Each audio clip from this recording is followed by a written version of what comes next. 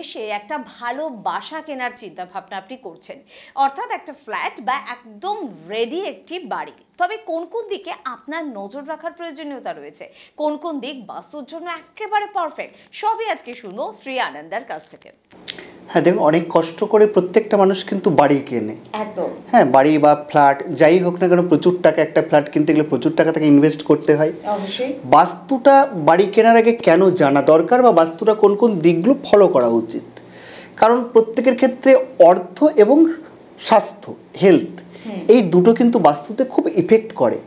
কারণ এই দুটো শেষ হয়ে গেলে কিন্তু সব শেষ হয়ে গেল। তাহলে বাস্তু বা বাড়ি কিনতে গেলে বা ফ্ল্যাট কিনতে গেলে এই দুটোর দিকে আপনাকে খেয়াল রাখতে হবে। তারপরে সন্তানের পড়াশোনা সেটা তো রয়েছেই।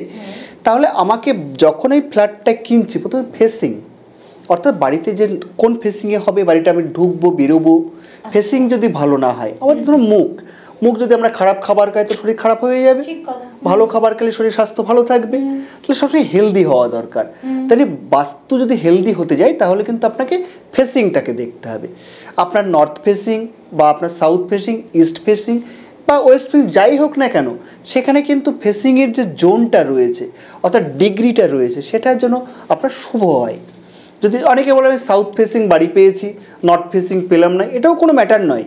ম্যাটারটা তখনই করবে ডিগ্রি অনুপাতে আপনার শুভ জোনটা বা শুভ ডিগ্রিটা পেয়েছেন কিনা।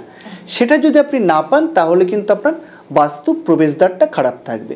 তো প্রবেশদ্বারটাকে একবার চেক করে নেওয়া দরকার। সেকেন্ড হচ্ছে টয়লেট। নর্থ ইস্টে কোনো রকমই টয়লেট যেন না থাকে। ঈশান কোণ যদি টয়লেট থাকে সেই ফ্ল্যাট বাড়ি বর্জন করুন, কিনবেন না।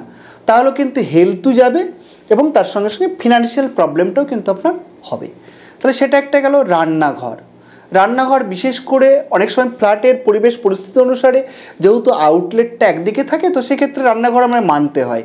তো সেক্ষেত্রে কিন্তু আপনার করতে হবে, রেমিডি করতে হবে। যদি উত্তর দিকে থেকে থাকে তাহলে আপনার রেমিডি করতে হবে সাউথ ইস্টে। সব থেকে সাউথ বা সাউথ ইস্টে ভালো, কারণ হচ্ছে এখানে ফায়ার এলিমেন্ট, রান্নাঘর হচ্ছে অগ্নিতত্ত্ব। তাহলে সেই অগ্নিতত্ত্বটাকে মানতে গিয়ে আপনি যদি সাউথে পেয়ে থাকেন তাহলে ভালো, আর যদি না পেয়ে থাকেন রেমিডি করুন। কিন্তু নর্থ ইস্টেও রান্নাঘরটা শুভ নয়, সেটা কিন্তু অশুভ রেজাল্ট দেবে। হাই প্রেশার বেড়ে যাবে, তারপরে আপনার বিভিন্ন রকম আপনার ব্রেন স্ট্রোক হতে পারে এবং বাড়িতে অশান্তির সৃষ্টি হবে। তাহলে সেদিকটা একটু ফলো করতে হবে। এবার হচ্ছে আপনার যেটা দেখবেন সেটা হচ্ছে বাড়ির এনার্জি শক্তি, মানে প্রতিকূলতা ঠিক আছে কিনা। এবার এনার্জিটা আপনার বাড়িতে থাকলেই বুঝতে পারবেন যে বাড়ির মধ্যে থাকতে ভালো লাগছে না। অনেকের দেখবেন বাইরে ভালো লাগে, একদম বাড়িতে এলেই মেজাজ গরম হয়ে যাচ্ছে, তার মানে বাস্তুটা আপনার নেগেটিভ রয়েছে। সেক্ষেত্রে আপনারা বাড়িতে কিছুদিন আপনার ধুনো দিয়ে দেখুন, কর্পূর দিন, তারপরে আপনারা কিছু নিম পাতা শুকনো সেগুলো দিয়ে আপনারা দেখতে পারেন, তাতে কিন্তু পজিটিভ ফিরে আসবে। তাহলে এটা আপনারা করতেই পারেন। এবার কী কী দেখলেন, একটা হচ্ছে ঈশান কোণে টয়লেট থাকবে না, ঈশান কোণে হচ্ছে আপনার কিচেন থাকবে না, এবং তার সঙ্গে সঙ্গে আপনার মেন এন্ট্রান্সটা শুভ হতে হবে। সাউথ ওয়েস্টে যেন মেন এন্ট্রান্স না হয়। এবার তার সঙ্গে সঙ্গে কালারটাকে আপনার উত্তর দিকে কোনো রকমই আপনার রেড কালার করা যাবে না, হলুদ কালার করা যাবে না। দক্ষিণ দিক অর্থাৎ অগ্নি কোণে ব্লু ব্ল্যাক কালার যেন আপনার না থাকে। তাহলে এইগুলো কিন্তু ফলো করে তাহলে কিন্তু আপনার বাস্তু বা জমি যাই কিনতে হবে। আর একটা সবথেকে গুরুত্বপূর্ণ ব্রহ্মস্থান, বাড়ির যে মিডিল বা মধ্যস্থান, যেখান থেকে বাড়ির আমাদের যেমন নাভি তেমনি বাড়ির আমার ব্রহ্মস্থানটা হচ্ছে নাভি। তো সেখানে কোনো রকম যেন পিলার না থাকে। যদি পিলার থেকে থাকে তাহলে কিন্তু আপনার প্রচণ্ড সমস্যা হবে। সেই ফ্ল্যাট বা বাড়ি না কেনাই ভালো। মধ্যস্থানে ব্রহ্মস্থানে যদি আপনার দেখা যাচ্ছে পিলার উঠে গেছে। আর একটা হচ্ছে আপনার ফ্ল্যাটের ক্ষেত্রে অতটা আপনার করে না, কিন্তু বাড়ির ক্ষেত্রে আপনার সেপটিক ট্যাঙ্ক দেখবেন অনেকে বাড়ির মধ্যে ঢুকিয়ে দিয়েছে। মানে অনেকে বাড়িতে সেই বাড়িটা আপনি হয়তো কিনতে যাচ্ছেন, তাহলে সেখানেও কিন্তু আপনার সেই বাড়িটাও না, যদি কিনেও থাকেন তাহলে তার প্রপার কিন্তু আপনাকে রেমিডি করতে হবে, তবেই কিন্তু আপনি সেই বাড়িতে ভালোভাবে বসবাস করতে পারবেন। বেশ, আরেকটা ছোট্ট করে প্রশ্ন করব যে বাড়ির কোনো দিকে গার্বেজ রয়েছে বা একটা পুকুর রয়েছে বা ল্যাম্প পোস্ট রয়েছে, এগুলো কি আমার বাস্তুতে কোনো রকমের নেগেটিভ এনার্জি দিতে পারে? যদি আপনার দেখা যাচ্ছে হয়তো বাড়ি থেকে কতটা দূরে রয়েছে তার উপরে ডিপেন্ড করে।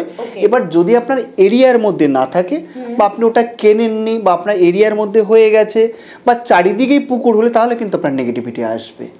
এবার দেখা যাচ্ছে সাউথের দিকে আপনার পুকুর হচ্ছে, সেখানেও কিন্তু নেগেটিভিটি কিছুটা আসবে। যদি নর্থে থাকে খুব একটা আপনার করে না, সমস্যা করে না। বেশ, তো সবকিছু আমাদের একটু দেখে যদি আমরা করি তাহলে তো আর কোনো সমস্যাই থাকে না না। না না না এবার ড্রয়িংটা নিয়ে কারুর কাছে হয়তো আপনি প্রথমে হয়তো নিজে বুঝতে পারছেন না, তাহলে আপনার যে বাস্তুর যে ড্রয়িং রয়েছে সেই ড্রয়িংটা কোনো বাস্তু এক্সপার্টিসে নিয়ে যান, যে তার দিক নির্ণয় করা আছে, এটা আমার এখানে আছে, এখানে একটা এটা রয়েছে, সেটা সঠিক আছে কিনা একটু দেখিয়ে দিলে হয়ে যায়, একদম। তাহলে আপনি সারা জীবন ভালো থাকতে পারবেন। অবশ্যই ঠিক এই কথাটাই বলতে চাইছিলাম যে শ্রী আনন্দার কাছে প্রচুর মানুষ কিন্তু তাদের জীবনের এই বিষয়গুলো নিয়ে আসেন, যোগাযোগ করেন এবং ভীষণ হ্যাপি তারা। যদি আপনি চান আপনিও নিশ্চয়ই যোগাযোগ করতে পারেন। তবে আজকে হাতে সময় একদম নেই। ধন্যবাদ জানাবো আপনাদের, ধন্যবাদ জানাবো আপনাকেও। দেখা হচ্ছে পরবর্তী এপিসোডে। প্রত্যেকে ভালো থাকবেন। নমস্কার। নমস্কার।